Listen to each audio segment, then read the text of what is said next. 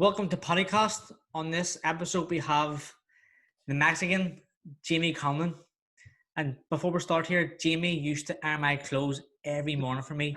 And proof of this can be found on my Instagram. Jamie. So here, how are you? How are you doing nowadays? Now that you're not boxing anymore, and you're in a different kind of a role. Right, but it's less. It's hard to say less pressure. I think the pressure of a fighter is very intense. It's a 365-day kind of. It's a full year pressure. You build a lot of pressure on yourself. You have a lot of anticipation. You have a lot of built up expectations of yourself. So when you let that go, I think a big relief is off your shoulders in a lot of ways. Although I didn't achieve what I really wanted to achieve, and as become world champion from the sport, I felt very appeased, at peace with what I had done. I was content in what I've achieved, the come off title, etc. But and I fought for a world title. So when I had put that behind me, it was like a kind of not a relief. Now I do miss it from time to time. I do miss punching people out of frustration, but I know you don't feel that yourself. But it's a wee bit, it's different, but in a good way. Yeah. Before we go into the nitty-gritty of your career, how did you get started? How did your first approach the boxing gym, and how did you get into the sport? I played football for Celtic boys. I wasn't great. I was pretty small. I thought I was brilliant, like every kid does. And our Brenton, actually, he's the brother between me and Armichael. People don't know Brenton. Paddy Barnes apparently replaced Brendan in family photos a few times. People don't know this. But our Brenton was the one who wanted the box. He wanted to do boxing. And my dad convinced me to go with him just for a year. Said, go with him, because we used to do every sport under the sun. And Brendan done taekwondo, we done karate, we done every different sport. And my dad would have brought us, sat with us, went through all the rigmarole that went with us, and then we would have just woke up one day and never done it again. But I wanted to play football. Football was what I loved. Everything I wanted to do was football. And he convinced me that Michael Owen went boxing, because he was small like me, to get stronger and tougher on the ball, and that will make me a better footballer. So if I stuck out boxing for a year, 3 nights a week with our Brenton, he'd give me 50 quid at the end, and I'd be a better footballer. I didn't become a better footballer, and I lost more than 50 quid. John's so mad proud, isn't he? Definitely is. You mentioned Brendan there. He was started boxing first. So who was the first champion in your house? I think I was the first. So I won the first one. Yeah, I won an Irish title first. Brendan was beat by Rick McCulloch, I think, in the county anthems, and never got down to Dublin. Rick beat Brendan a few times. In fairness, for people listening, Rick McCulloch was a very, very good boxer. He was brilliant. The wee Princeton Seam shorts when Princeton Seam was in his heyday and no one else had them. It was fear factor to everyone else involved. But our Brenton was very good. I remember John Breen, when we used to train John and Breen gym at night time, saying Brenton's the best of us, between me, Mick and Brenton. I didn't believe it. But I won the first one. We went to Dublin. I won the first Irish title. I think I beat Derek Thorpe down there that year. And then I think the next year, me, Michael and Brendan all won it in the 1 year. Brilliant. Yeah. Actually, I remember we're the same age, but you were a year ahead of me in the boxing way it worked out. But I remember when I was younger, I always lost to Frampton, so I would never get to Dublin. Yeah. And I'm down watching you, and something stuck out. You had a great rivalry with Ross Hickey, always amazing fights. So I remember that. How did you enjoy your time as an amateur? No, I know when I say you fought Ross Hickey, you became great friends. So how did being an amateur develop you as a person? think for me winning I never thought anything would be bigger than winning an Irish title. I remember being 15, 16 years of age, beating Ross Hickey in the final. I was actually speaking to Ross about this the other week, because he still, to this day, when he beat me, I was convinced I won. When I beat him, he was convinced he won. But we roomed together. We were teammates on the Irish teams. He came up and stayed in my house in Belfast, and he's a very good friend. We keep in constant contact, even though he's in the army. He's traveling all around the world. But I never thought boxing went any bigger than winning an Irish title. At that age, 15, 16, you all dreamed of it, but that was the ultimate goal. That was the pinnacle of your career. And for me, it was always one thing that really instilled it was dedication, discipline. It gave you a different outlook on life. You missed out on a lot of trouble, a lot of dangers in the area. I always remember coming back on a Friday night from training, and my mates were always up to the wrong stuff, the bad stuff, and I thought I was missing out on it. But now at 33, you realise that it was a blessing. It really set you off a proper direction in life. It gave you something to focus on. It kept you out of trouble. It was really kind of, first and foremost, it helps you defend yourself and look after yourself, gives you a wee bit of confidence. But it definitely gives you a purpose, a goal, and a drive to do something bigger. I actually remember one of my earliest memories of the encounters between me and yourself. Like, when my daughter were younger, we trained together on the Ulster High Performance team. And your dad alluded to it earlier on. I would have heard Jamie, sure, he dropped you that day in sparring. I had Jonathan, Jamie never dropped me. He hit me a body shot and I stopped. I then went down. And Billy McKee shouted at me because he smelt vodka off my breath. But I used to hate sparring your Jamie because every Sunday he used to bother me. I used to hate it. Can you remember the spars we used to have? I remember in Holy Trinity. We used to go to Holy Trinity, and they had two rings, like a softer ring and a harder ring. And the softer ring I couldn't move, but I used to love when you ring because you couldn't move either. And but I remember them days, and I remember the exact point that he said it, because obviously you were a lot more confident than me and cocky and mouthy and giving off, and I was always like, I want to get him. And then I got him that day. But I always remember, I remember that day because I remember feeling, fuck me, I felt like I was King Dick walking about the place. I was better than Paddy Barnes. But I remember the one day, I think I took a bit of time out and I came back. You may have been going to Delhi. Or it could have been before Delhi. It was the one, was it Australia you went to first? Yeah, Australia, Melbourne. We sparred, I think. Was it in No, I think the spar you're talking about, we're both for the same team. We were going to Liverpool. It was the first time I remember going to myself, Paddy's got it. He did something in the spar, I don't know what it was, and I just remember going, I got battered in the spar, and you didn't even think you did, but I remember going really disheartened, but going to myself.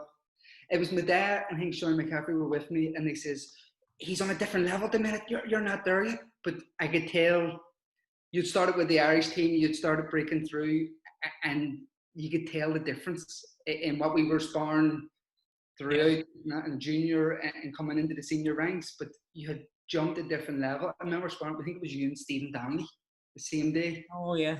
Danley was younger than us, but he was 48 kilos and he exploded up to whatever. And I remember going to myself, I can't fucking hack it with these, just both of you seem really fast, but you were like, you'd learned a lot and progressed a lot from the international circuit, whereas I was still coming up behind. But we went to Liverpool and you fought the wee Indian, didn't you? Yeah, the Neil Singh, the world youth champion. Yeah. And then we went to the U's as well, and then I knew you went really up, but it was all. I'll bring it back to actually Liverpool because I actually remember on finals night, we all went out drinking, and my ma and my wife had to bring me home because I was too drunk. and I was sharing a room with you in Limburg, I think it was. Uh, And I woke up, like, I was in Liverpool, but I woke up the next day in Belfast with my boxers on and all this brown stuff in my boxers. I thought I'd shit myself, but no. You had poured kiwi down my boxers and chocolate milk. the worst thing about it is your wife stood and watched every single bit, and she's still married you. You know what I mean? She wasn't your wife at that time. But you done worse things to other people, so you can't really complain. There was a lot of people getting. I had a famous, fabulous mustache, which I never shaved.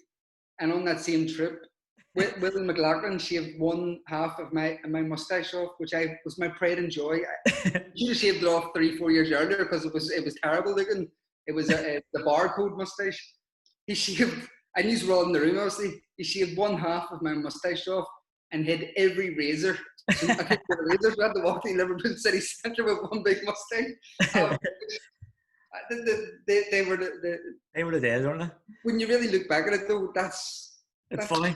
It's funny. The best thing about it. What would you say would be your your best or most memorable amateur trip? I loved Liverpool.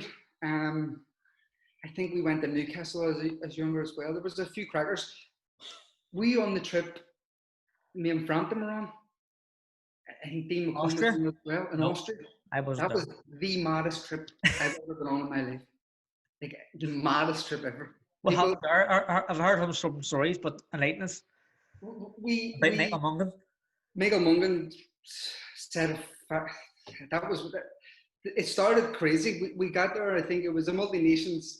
You had a week's training in the Alps, and me and Frank were both struggling with weight, and we tried to run in the Alps and we had sauna suits on. I remember just near collapsing and just saying, "You move up weight, and I move up weight." Made a great, and we're just never going to look at weight. So we got on. That was like the first day.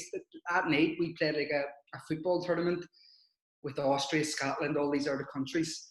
Dean McComb, being Dean McComb, was lightning, and he talks when he's messing and all. So he was talking to these Hungarian other boxers, the Hungarian team, and they couldn't take it. And Dean McComb skinned one of them, got the ball around him. The other one just came in, knocked him out cold on the football pitch. We get the tournament like this. You don't expect stuff like this. I know. Mental. Then they battered Paul Appleby, who was British Boxer of the Year, Paul Martin Lindsay, stuff like this. I remember him banging on we were in this wee cabin, banging on the door saying, "Lads, let me in, I've just been beat up, And Frampton, we're all letting him, we bunk pits, Frampton shouting, "Don't even think about letting him in." What a guy. Brilliant. Then just fighting, the altitude was unbelievable, but it was just Mungan then setting off a fire alarm in the middle of Austria where everything is wood. So when they have a wee small town, when they have a fire alarm for the whole town, you hit this fire alarm and there's like an emergency meeting spot. So we were out a walk one night and we walked past the fire alarm every time. It's this big massive red button, fire alarm, blah, blah, blah, say all this Russian stuff. And we kept saying, I don't know what that is, because you can read the language. And for some reason they were throwing stones at it, and then Mungan just went up and hit it, and everyone had to run. But then we run into the exact same spot, which was the meeting spot for everyone to meet. The whole town ended up in the same spot. Disaster. He was insane. Fantastic fighter, but absolute loose cannon. Bring us nowhere. For the last 3 years of my own amateur career, your father, John, was a key figure in my success. How influential was he to you when he trained you? Not just when he trained. For me, he's my inspiration. He's the reason for all my success. He's the reason for Michael's success. He's the reason for a lot of people's successes. He's everything for me. He's the best coach I've ever worked with. When I went watched him and Michael training together on Saturday, and even now I'm still picking up wee things of what he's learning and what he's saying and what he's doing. He was, I had him everywhere. Came in every fight that I had as a professional. He was the shoulder to cry on. He was the one you fought with. We constantly, when we trained, we fought non-stop. We disagreed on things. We argued, but I think he's the best coach in the country. The maestro, he knows what he's talking about. Even when he doesn't know what he's talking about, he still gets it right. But for me, for Michael, I think for a lot of other boxers, he's the reason to a lot of successes that's going on in the country. Yeah, definitely. He's a highly respected coach in Dublin. You turned professional, obviously, with John Breen and trained with him and Ian McGee in the first half of your pro career. You remained unbeaten. Then you had to switch to NGM and base yourself in Marbella. Was this change needed, do you think? And do you feel like you needed your home conference to improve? The change was needed for a lot of reasons. I had a very start-stop career with John. No fault of John. Just it's the way boxing is. The status quo is. There's the two big power brokers in the sport in UK and Irish boxing, which is Frank Warren and Barry Hearn back then, Matchroom. And just John tried his best, but it just it didn't work out. A lot of things fell through. We worked on a lot of shows. I remember training for a fight from Frank Maloney's show. They had told me it's a British title fight against Paul Edwards. I trained for eight weeks, done all the interviews, done everything. Got there a week out before the fight, get told we're fighting a journeyman, 6 rounds.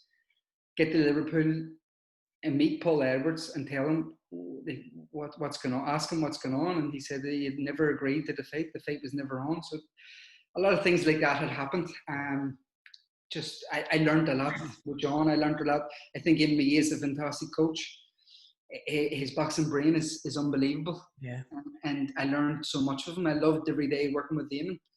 But at that stage of my life and my career, a lot of things were happening outside that just I needed. It was either that or I wasn't going to box again. Peter McDonough was the one who then came out of nowhere. Peter used to come to all my fights because he used to come and spar in John Breen's gym. He would come over and spar with McCluskey, Andy Murray, stuff like this, and we became friends. He would come to the end of my fights. Macklin ended up fighting in Dublin. I think me and Mick went down to the weigh-in, I think it was. Macklin and Michael were very close. I was actually the press conference.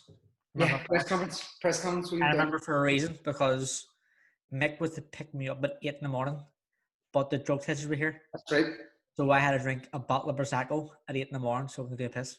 That's right. We went down. I remember that day. We went down, then we come back. And it was McDonough who set everything up for me. Macklin was very close to Michael, but he was fighting Juan Sebastian Halen. And it just kind of, that went off. Peter then says about, come over to Marbella, because I told Peter, listen, my heart's not in it kind of no more. I knew I had done a deal with McGuigan's about 9 months previous, had 2 fights. And I knew it was time to leave. I knew it was time to change trainers. I knew it was time to change management. And I spoke about just stop management. I had a very good personal relationship with John. I thought he was a lovely man. But I just knew I needed to get out of there. I needed to change. I needed a different scenery. A lot of things I didn't agree with in terms of how things were run. But Peter facilitated it. And then I didn't want to do it. Christmas, it came and went. And I was very reluctant. If this wasn't for Peter McDonough, this stage of my career would never have happened. He made sure I got on a flight on the first week of January. I think I met with the lads. I met with MGM, met with Matt, met everyone in November. I think that would have been. And then first week it didn't come over. Peter McDonough was starting camp on the first week of January in Marbella. I think he was training with Seamus Macklin.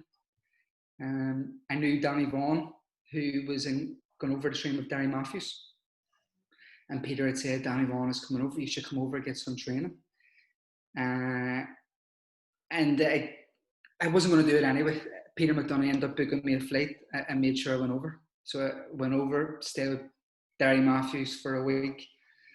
I knew this was, I fell in love with everything, fell in love with the sport, and seen the sport from a different eyes. You're very it's a small wee world, Belfast boxing, Yeah. and being in professional boxing even smaller. And I was never really in a camp scenario situation. Never really get to see other professionals, Gary Matthews, etc. This was all new to me, seeing other guys like this. So I knew then I had to change. So I went back and spoke with John, and I told him that, listen, I love this over here, and I'm going to change. I'm going to move. I'm going to leave. I can actually remember myself and Michael training with you for your fights. We used to help you spar sometimes. And I remember it could have been an average fight that you were promised, never come off, and you were going to jack it in. Yeah. And it's good that like, you know, MGM give you another lease of life. So you probably wouldn't maybe are today. You wouldn't achieve the feats that you got. You know, you fought for world title. You know, 19 fights unbeaten. You know, everyone for MGM. You know, which is a great thing for Irish boxing and Irish boxers who came behind you. Yeah, they saved my career at that stage. I would never have. I wouldn't have went on. I know right there and then I had to work. I was number 3 in the world. I was working on a building site.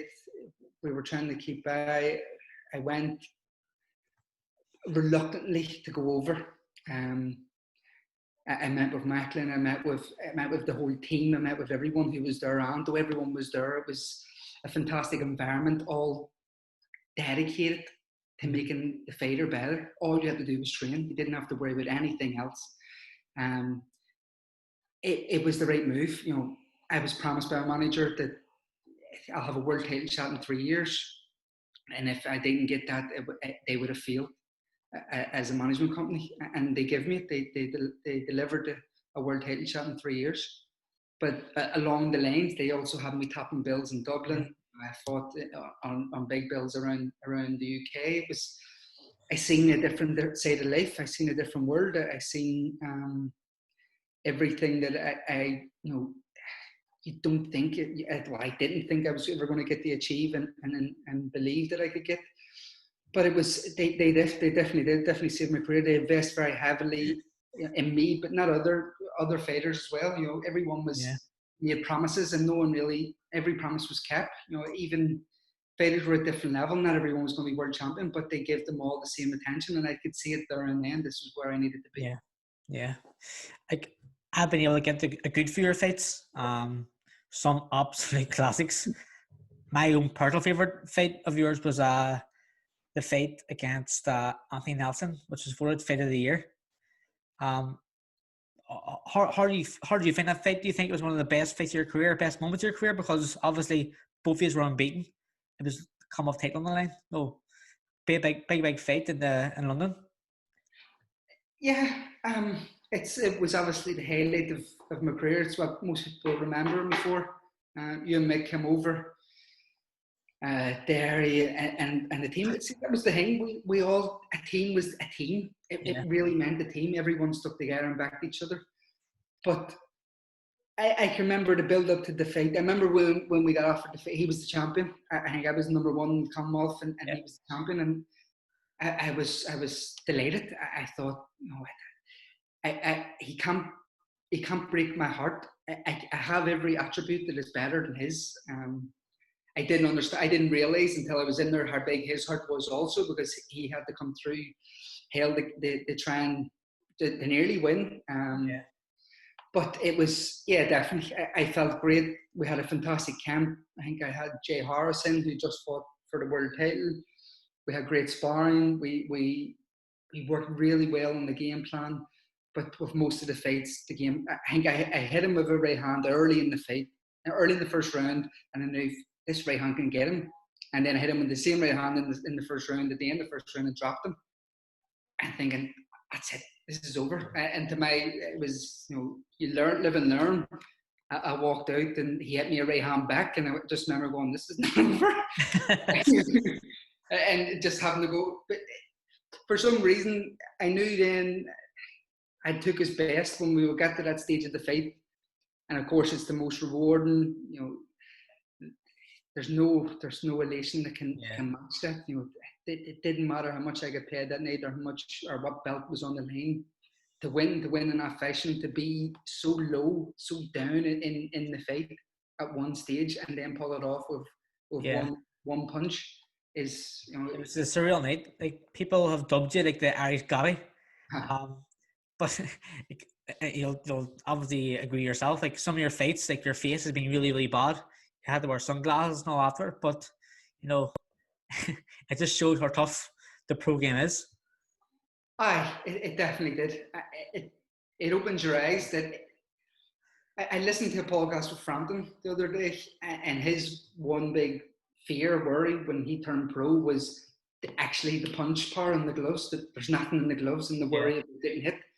Everyone in the pro game hit in some way or form. With them wee gloves on, if they hit you right on the top of the head, it's weird. It just, where you were as an amateur, you could tuck up, you could take them on the hands, where the shots get through. And yeah, it was through a lot. I bruised up very easy, very high cheekbones. Strangely enough, it, in sparring, I never really got marked up, never really got hurt, never really got damaged. Yeah. But in a fight, it just seemed like, first we glance, I had bruising, cuts, everything, and it just, the next day, 2 days later, it would be back to normal again. It's weird. My hands. You had like such like a great fighting spirit. So, you know, the Mexican was a great fitting for a nickname. Like, obviously, you look at the fight against Granados in Dublin, where you get dropped. Like, and fights like that, what drives you to get back up again and fight on? It's a good question. It's very hard to put your finger on exactly what. I think I always say it's something that my father instilled in both me and Michael, and the will to win is very hard to be broken. When a man doesn't want to quit, you can't. How can you beat him? Yeah. Unless you're, in my case, unless you're German and Cass, you can beat me from but I always had that in my head that, you know, he can't break my heart, and no matter where I made sure that, and you train with us, that we trained really, really, really hard, like sickening hard, that you felt you put yourself to a limit that where, when it comes into a fight, if I'm in this limit, I'm very comfortable being uncomfortable in this limit. Yeah. I know he might not be as comfortable as I am, so I feel comfortable, if that makes sense. And with Granados, I was thinking it was very easy, not very easy, but I was thinking, I remember saying to Danny Vaughan after the 4th or 5th round that, you know, I'm cruising here. I think I'm going to get him later on. There's nothing. And then he hit me in the top of the head, and my brain was telling one thing, but my legs were saying something else. I can just remember the look in his eyes, because my legs went that way and I tried to go this way and just stayed on my feet. But he knew then he was in the fight, and a few rounds later he called me back. Body shots, just as you know yourself, they're very hard to recover from. Like, actually, that fight with Granados, I actually remember, because I had a few drinks and I was a bit drunk that fight. But watching that fight, it sobered me up. It's like, what is going on here? It was unbelievable. But that fight, you know, you're never really yourself. You're never really renowned for your boxing skills, but because you're always a fighter. But that fight itself, it showed you that your boxing skills were actually very, very good, and that won you the fight. You know. Yeah, my punch power wasn't having an effect on him, so I knew I had to get on the bacon box. And when I remember watching it back, and the commentator saying I have to push him back, but when I pushed him back, I was fighting in his wheels. I knew I had to stand on the outside and try and just pick my way through the rest of the rounds, especially with the body shot, because that could come at any time. And his punch power stayed with him right through to the end. He wasn't. It's very hard to explain. I don't know if you notice yourself or have felt this yourself. There's different kinds of punchers. He would hit you. Not one punch would feel like, oh, I'm gone. But every punch made you grit your teeth on your gum sheet. Whereas the likes of German Cass, it didn't. But when he hit you, you would still feel the effects 2-3 rounds later.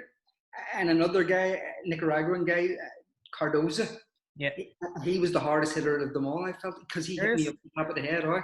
And I can remember, I don't really watch the fights back, but I watched the first round of that fight back, because he hit me on the top of the head in the first round, and my equilibrium felt like it was completely gone. I remember making sure, looking at him in the face, because with the machismo of the South Americans, it's all about, you know, bravado. We have to show it. I remember like saying something to him, like you didn't hurt me kind of thing, and his walking away, but he was looking at me.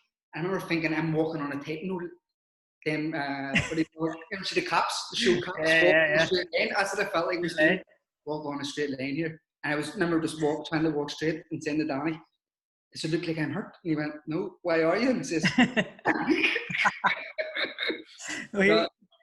you mentioned German Akajas for the IBF Sport title. He's unbelievable boxer, unbelievable. How tough was that fight? Because, you know, like, how would you compare his skills to every other opponent you've ever faced, every other opponent you've ever sparred? Stylistically, he was all wrong from the outset, from my style. I like, similar to you, I like someone who's going to come, not going to move overly. He's going to walk into me, and we're going to kind of meet in the middle. His footwork was fantastic. His judgment of distance was very good, and his ability to shift off the lane was also very good with the backhand. But I had a fantastic camp again. We were in Glasgow. We trained together. I brought in Mexican Rodrigo Guerrero, El Gato. He was a former world champion himself. Was a bit of a nutter, and it was probably the best I've ever sparred.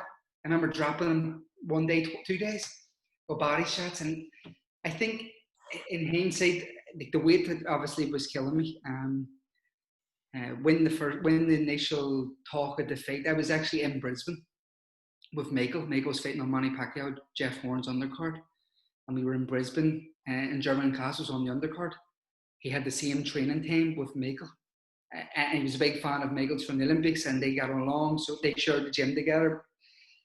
And I remember watching him going to Mick, I hope I never fight that cunt. But it was just weird how everything turned out. Macklin was in sitting with an IBF official, and then I remember a few weeks later, MTK speaking to me saying, because I was number one in the fight, Rexo, and that was getting done by the WBO, where Frank Warren, who was my promoter at the time, was making the fight with Rexo, but we had to wait till Inouye had to move up because no one wanted to fight Inouye. It was.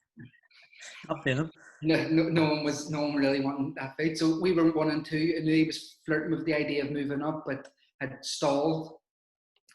And I knew I couldn't hold the weight much longer. But every boxer, we are all deluded in certain ways. You have to be. Of course you do. Because you're going to fight another man who is going to take your head off and has all the attributes to beat you as much as you have to beat him. But you have to believe your attributes you have more the better to beat him. Yeah. So I convinced myself. We went for some reason. It's weird doing a podcast with you because you were in on a lot of the things. We went to start camp in Marbella. 14, 15 weeks out, longer probably.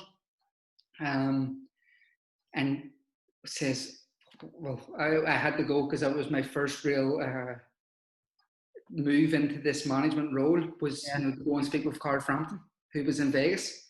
Yeah. And you had to come because you're my sidekick and you had to deliver on the deal.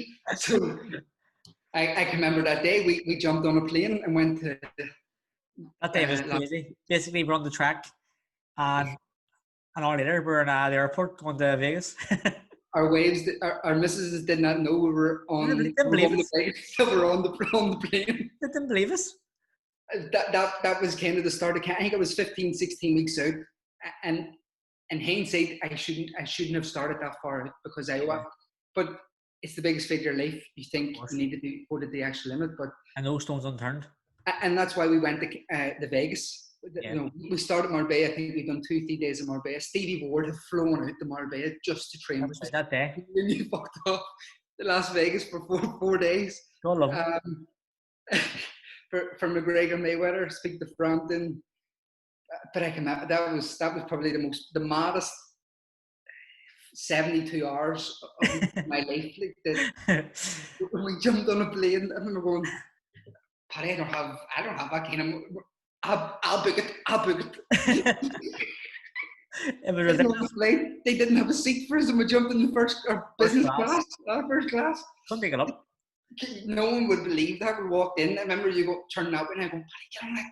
we ended up getting the first class. No one said anything. Free drink the whole way from Boston to over to Boston because they're Lingus and your mug. But I actually remember that the flight from Boston to Vegas because I was near crying. You were sleeping of the turbulence. That's right. I remember. I'm petrified of flying. Actually, on the Kansas flight, I actually remember because I had fought obviously before you at night, and so I went back like it changed to come back at Matthew, and I actually remember like you after the fight in the corridor, like you were visibly emotional, and I said, "No, what? I'm not gonna go back to the changing room because I'm sure the last thing he wants people like this whole talking shit to him. So I'll leave him alone. Your dad was there too. So how did it feel like not just losing like a world title, but how did it feel like losing your beaten record? For me, it was my dream over. You know, it was an accumulation of God knows how many years to get to that one moment. You very rarely get two cracks at a whip at this game. When you get this opportunity, you have to take it both hands.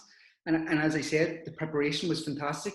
I think I knew I overdone it in the changing room when Mick had the gloves on, so we were kind of shadow bar or sparring, or like just on each other.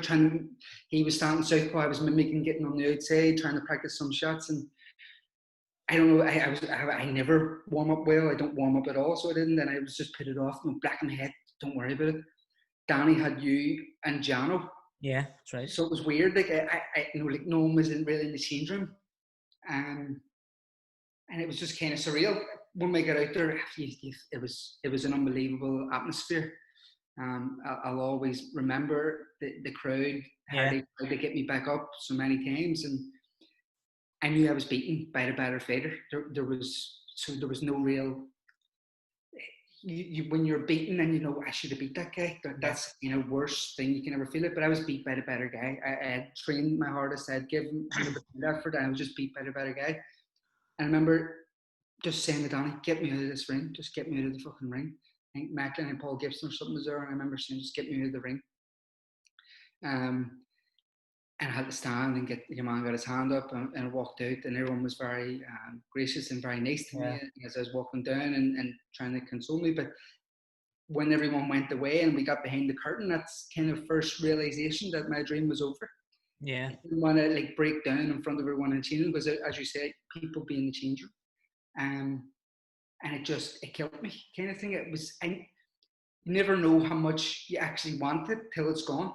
Yeah. You probably felt this yourself. Once it was there and I couldn't get it and it just went away. It hurt. It hurt very much so. But I sat in the change room, and I sat in the change room for a lot of the night because I had to wait to do the drug testing and I couldn't do this. And we were getting stitched. I had a few stitches to get done, and I just remember thinking there and then, this is me. I remember saying in to Tracy when I was in camp, win or lose, I'm finishing. If I win, I've achieved everything I need to achieve. I don't need to achieve anymore. I'm done. And if I lose, I'm done because I've reached the pinnacle of the sport. There's no going back. I can't restart again. You've never officially announced your retirement, so you officially announced your retirement on the PaddyCast. This isn't exclusive on the PaddyCast. I think it's safe to officially announce my retirement. Well, since then you became manager of your brother Michael. How are you enjoying that kind of role? Like, is the managerial role stressful? It is. It's a different kind of stress. You're a fighter. Your career is in. You think your career is in your hands. You forget about the surrounding people behind you, your trainers, your coach, your managers, your family, etc. You believe your career is in your hands, but from being on this side, I see the weight and pressure of actually the career is in your manager's hands as well as your hands. You obviously have to do the fighting, but I remember making a fight, and I don't know why. We were unsure about the opponent, and he was heavy-handed and he was throwing big shots, and we're sitting ringside. I was going, Jesus Christ, if I fucked up here, what the Jesus?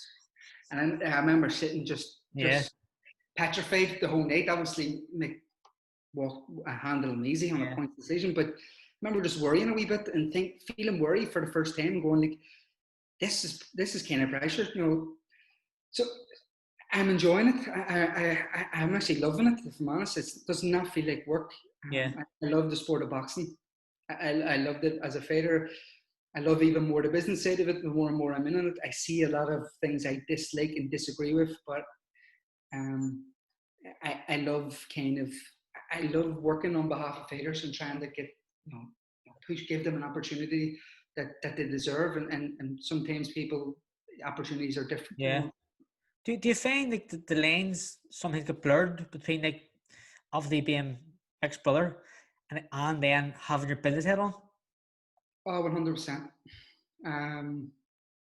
It's different. You know, I think I look after.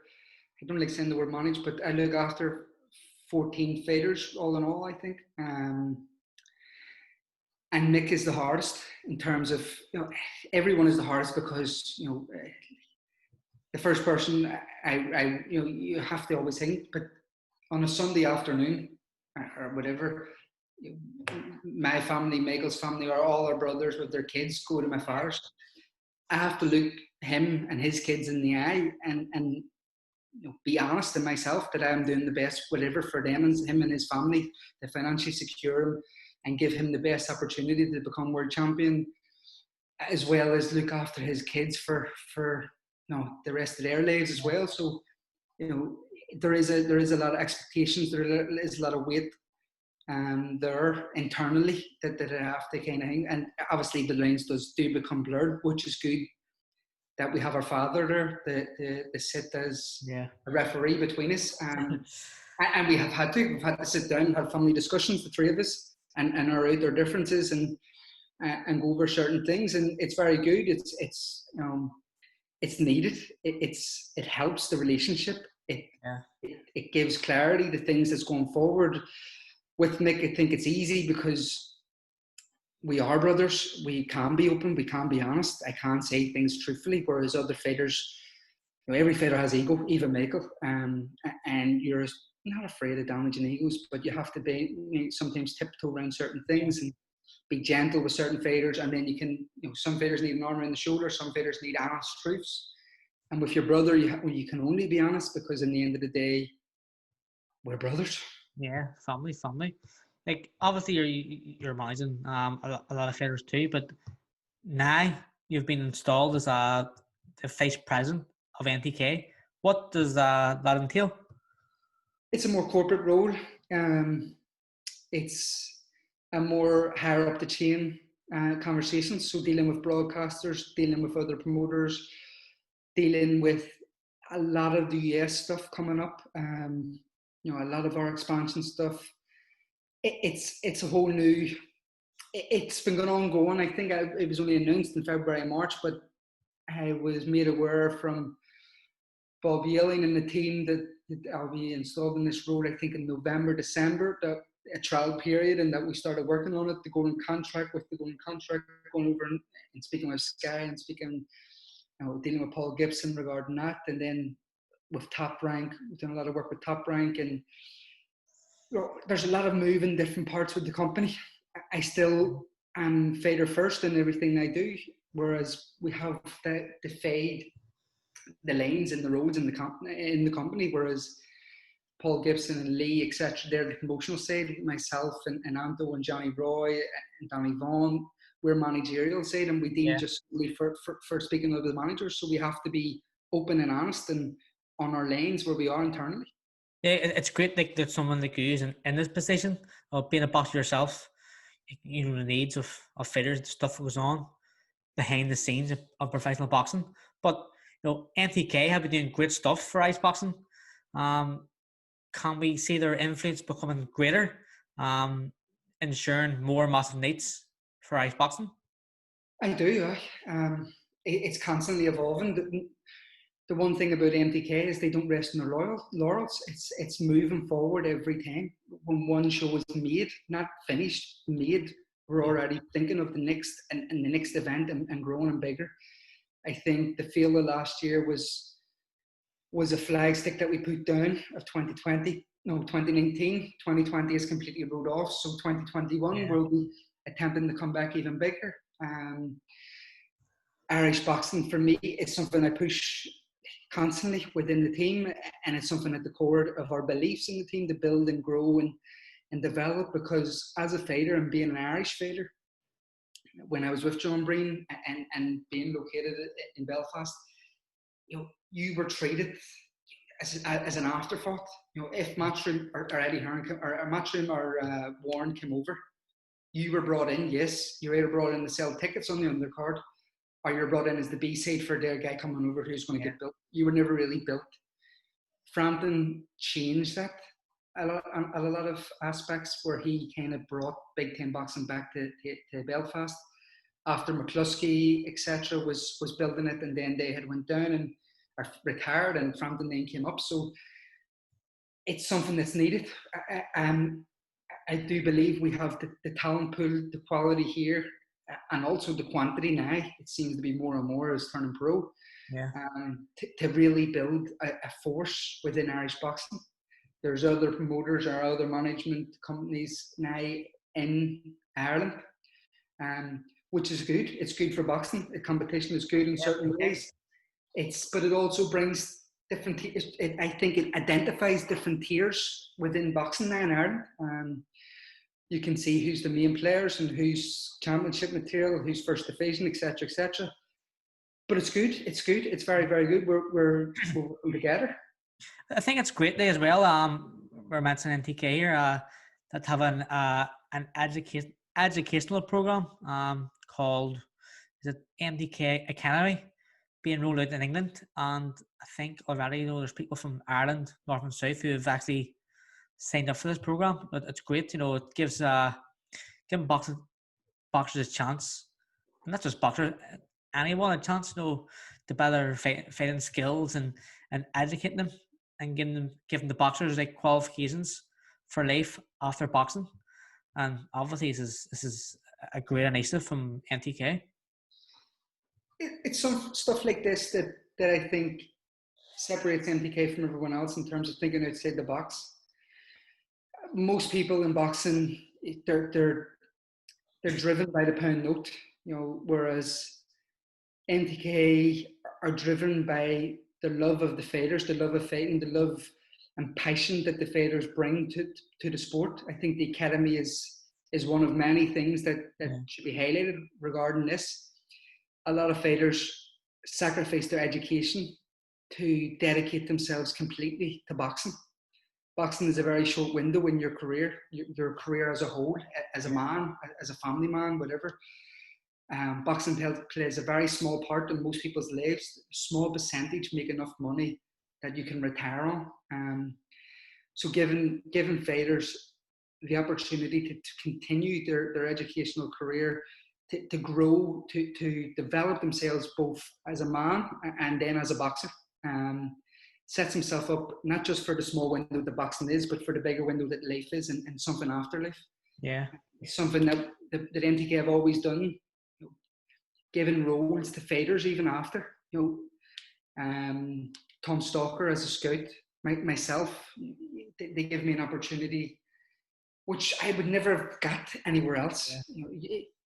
I think fighters in boxing, the shit rolls downhill. Fighters sit at the bottom of that hill and they get the majority of the shit.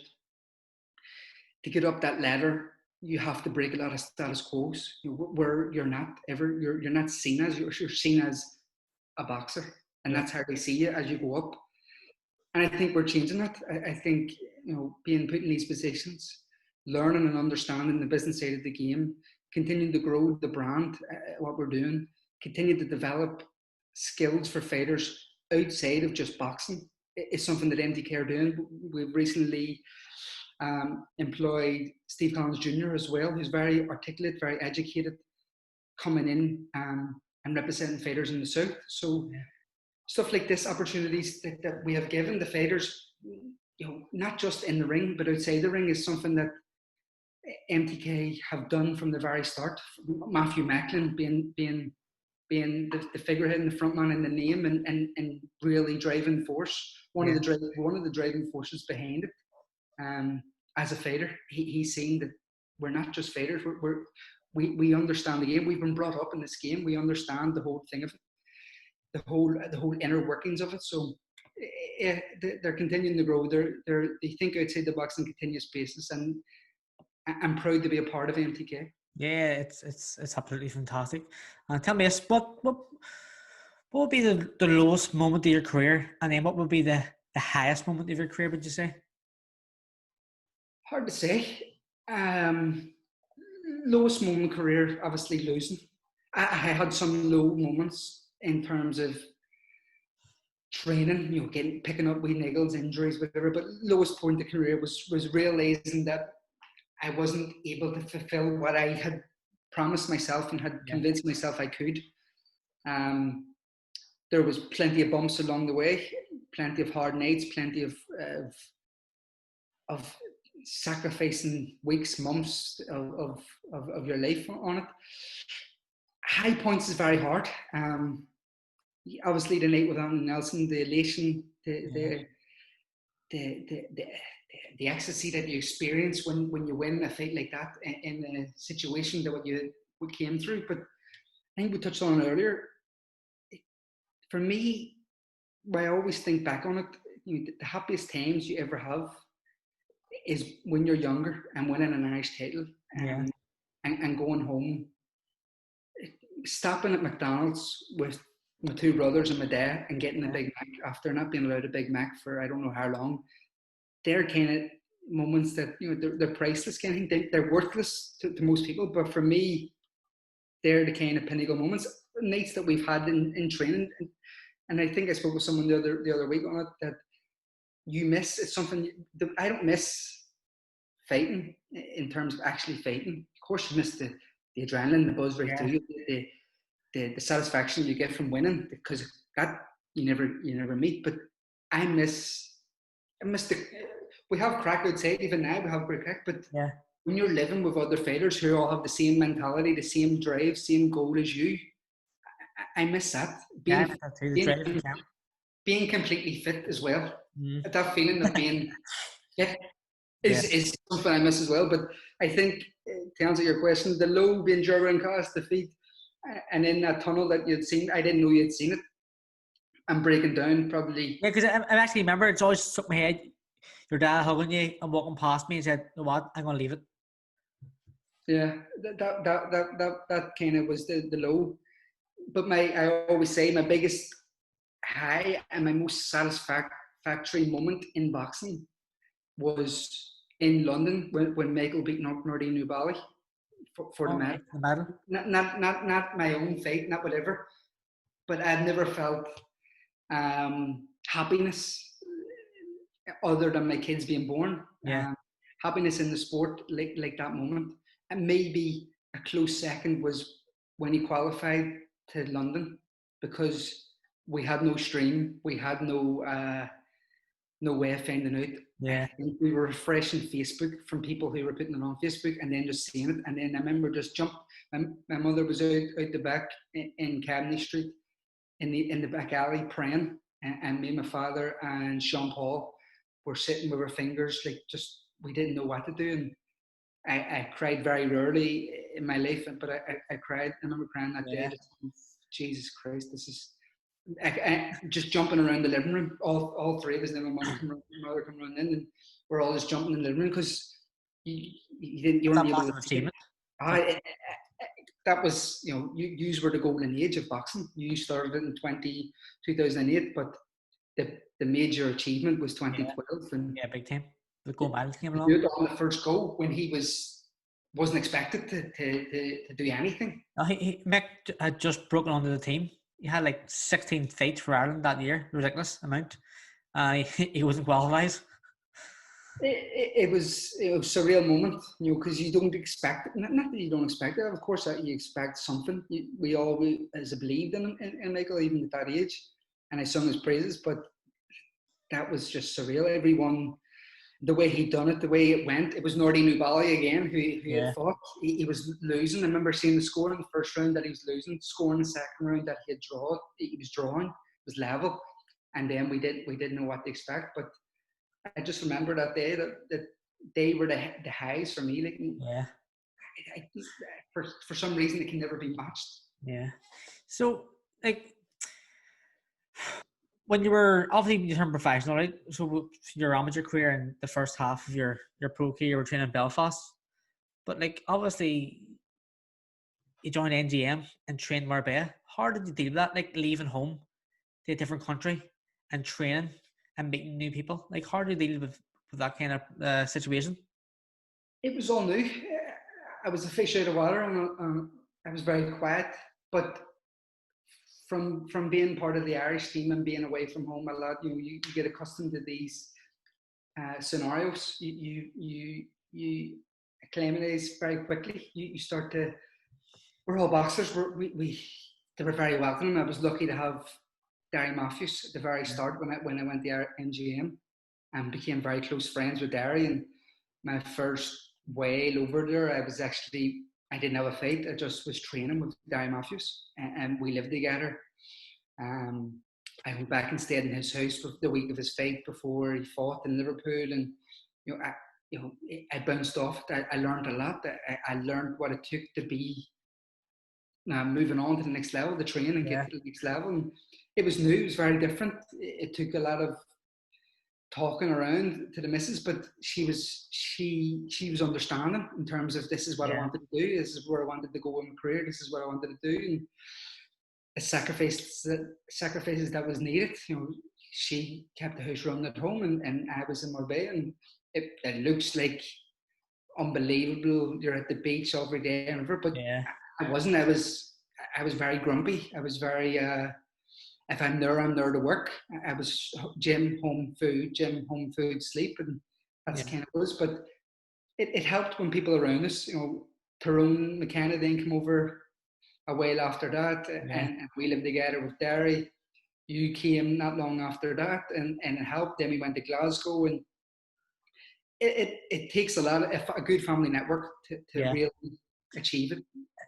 And now you're retired, I'm sure Tracy would think, oh, I've got Jamie home now, but that's not the case. No, you're how does traveling now, and now you have 2 kids. Like how does your family life mix with your working life? Is it hard to juggle both of them? It's a lot harder. It's a lot harder leaving with the kids. You probably know as yourself. Whereas when I was training, I didn't have any kids. And that was kind of one of the deciding factors that for me to retire was we were expecting Sophia 2 months later, and I says I'm not doing because Tracy was pregnant in your world title fight. She was heavily pregnant. Yeah, it was November. We had Sophia in February, so it was a real pushing deciding factor that I was never going to do it. Couldn't do it with the kids. Couldn't leave the kids, and then I ended up getting this road where I'm flying all over the world on a continuous basis, and away more probably now than I was when we were training. And it's very tough. It's thank God for the modern technology, for Skype, for stuff like this that we can continue to stay in contact. But it's very, very tough. I'm sure you can, yourself. Definitely, I've been traveling around my life, basically, and I just say it's good that Tracy was able to support you back home.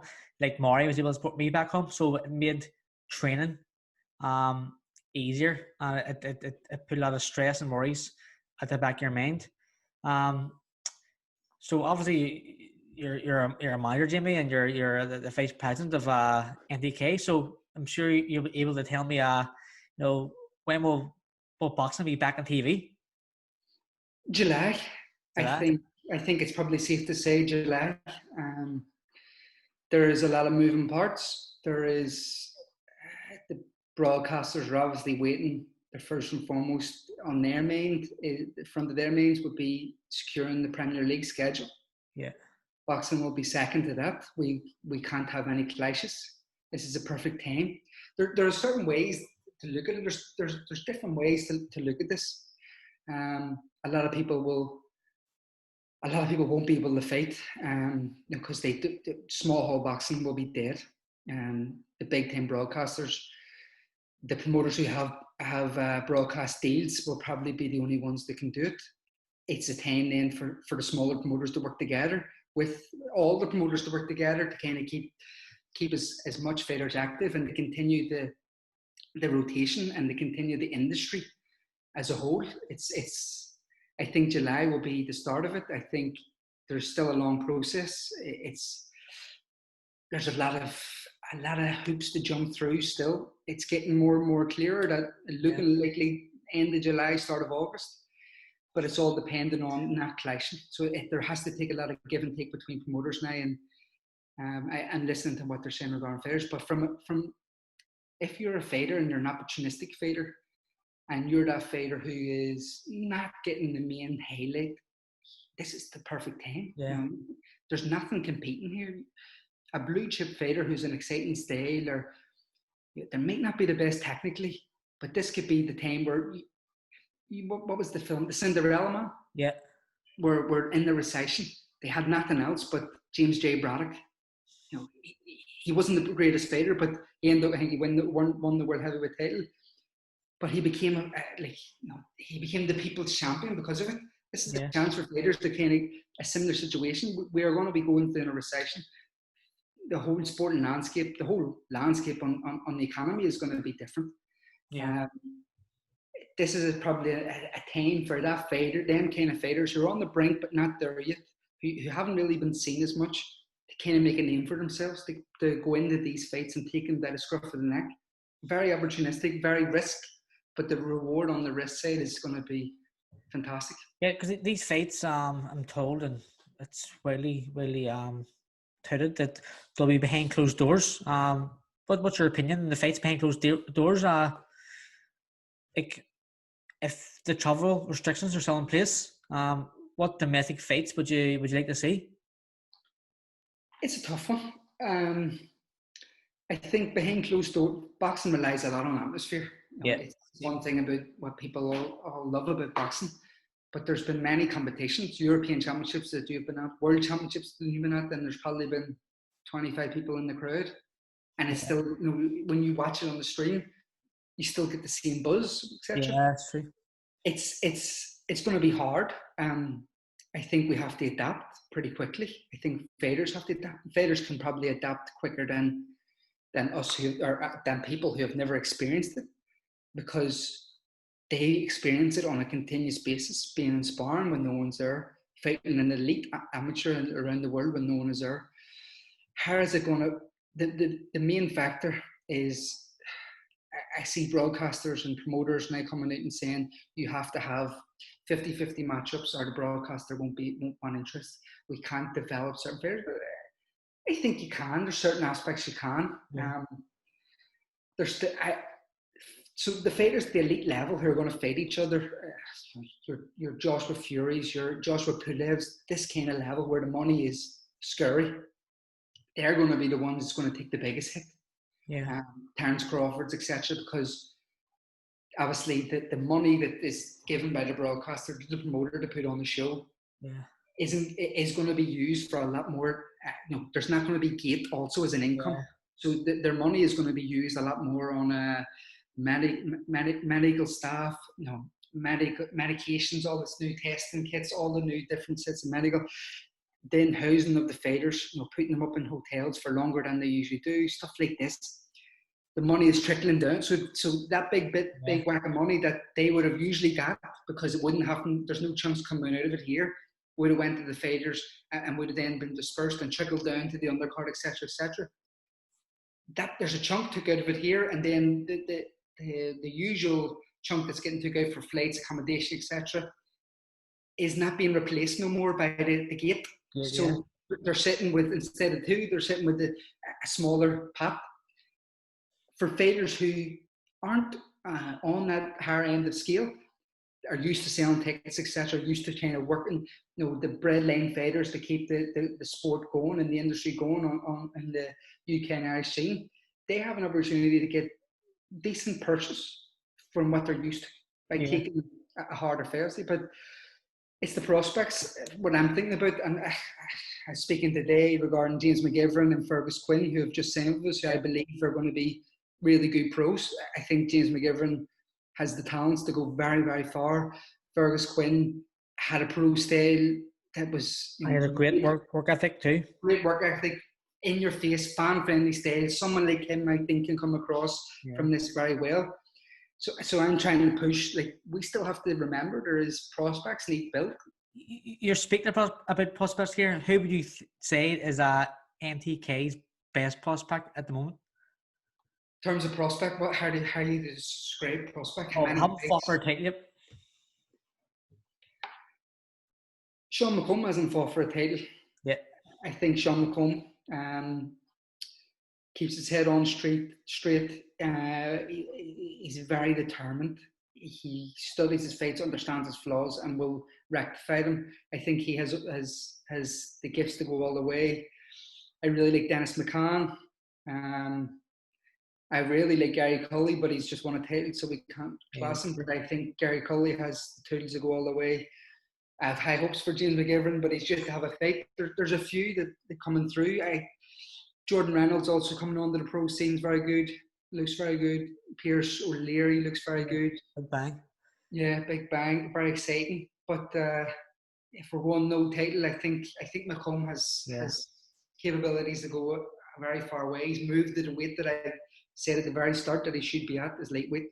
Yeah. And I think it's shown that the benefits from it. Working with your old essence or your own nutritionist Floydie as well. Yeah, some man for the dad plant anyway. Gets us all in top shape, gets us all making the weight perfectly. Did he make the weight perfectly, or what's going on there? I always cheated. Here, obviously, you're mixed manager and you're his brother first and foremost. So, how close are we to see a mixed fight for world title? I think we're close. I think we're very close. He's sitting very tight in number one with the WBO. He's ranked very highly with the other governing bodies. And I'm devastated that he didn't get to perform on St. Paddy's Day because of where he would have put him in his career. Booth had spoke very highly of how he was performing in camp, and we had spoke 2 days before we'd left from New York, myself and Adam had said that if he does what he has done throughout this camp, I say world title next, no matter what. Yeah. That's where he needs to go, because he has hit that level. He is everything that he needed to see was ticked. I'm always overcautious when it comes to fighters. I think let's get one more. Let's get one more. Let's get another payday in the bank. Let's get another learning fight, because once you get that level of world title, every fight's tough. Yeah, that's it. There's no going back.